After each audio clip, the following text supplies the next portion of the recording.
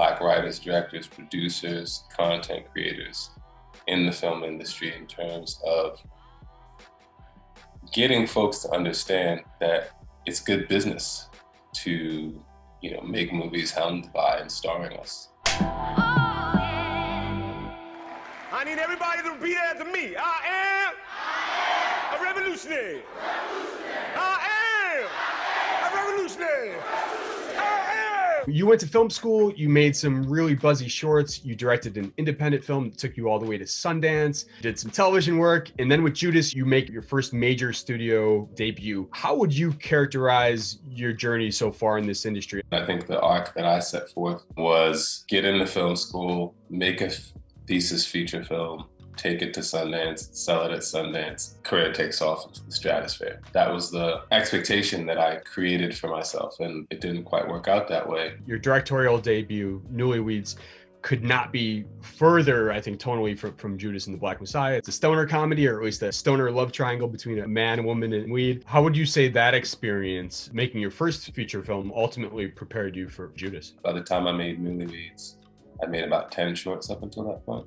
I felt like, okay, I know how to do this, but I didn't know if I had the stamina to pull off a feature-length film. I gathered quite a bit from that first experience that carried over to Judas, but I think more formative than Newlyweds has been the shorts and the TV that I did between Newlyweds and Judas. I first discovered your work from a short that just all my friends were sort of passing along to each other. Moulignans, yeah. It essentially turned the tables on an Italian slur for Black people by having Black on this Brooklyn stoop, playing Italian men. I know it went to Sundance. You said that sort of moved the needle for you even more so than Newlyweds? A friend of mine, Chris Goodwin, saw it at Sundance. He was working at Adult Swim on a TV show, and he saw it and said, hey, I like this. I'm gonna share this around.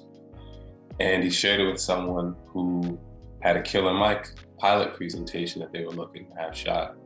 And that got me my first paid job. There was a time I thought about making it into a feature-length film. I think that it'd be tough to make that movie now and not receive a lot of backlash. I think audiences are incredibly sensitive now. When I think about making that into a feature, for me, the only reason, again, to make something like that is to push it further, And I just don't know that an audience could really, handle that.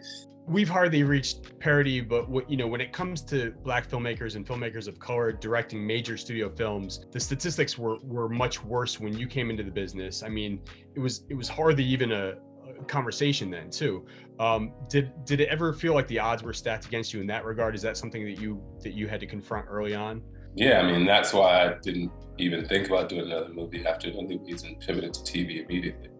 Just because I found that the film marketplace specifically was incredibly hostile to any movies directed by and starring Black actors. Our work was deemed without value, financial value specifically. It was just hostile, incredibly hostile.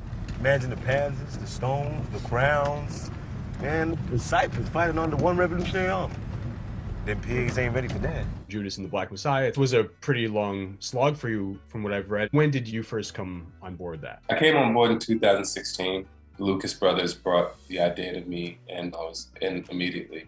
And that was a battle to get made, right? I mean, from what I've read, budgeting was an issue for you guys. The hesitance really stemmed from, again, a belief in that the movie wouldn't be as financially successful as we thought it would be.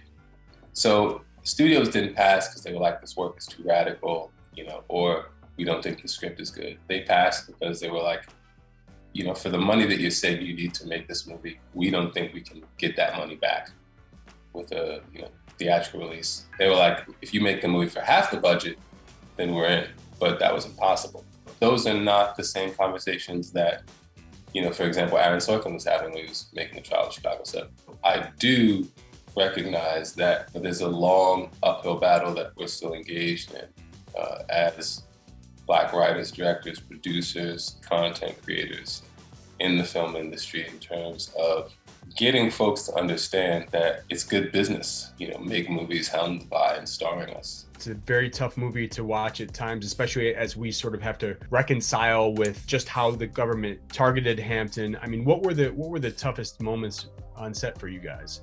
For me, I was fine. Part of it is I have to be. But really, the people who struggle the most were my cast members. And Lakeith, I remember specifically one day, the day that we're he had to poison Chairman Fred, or Neil poisons Chairman Fred. It was an awful day for him.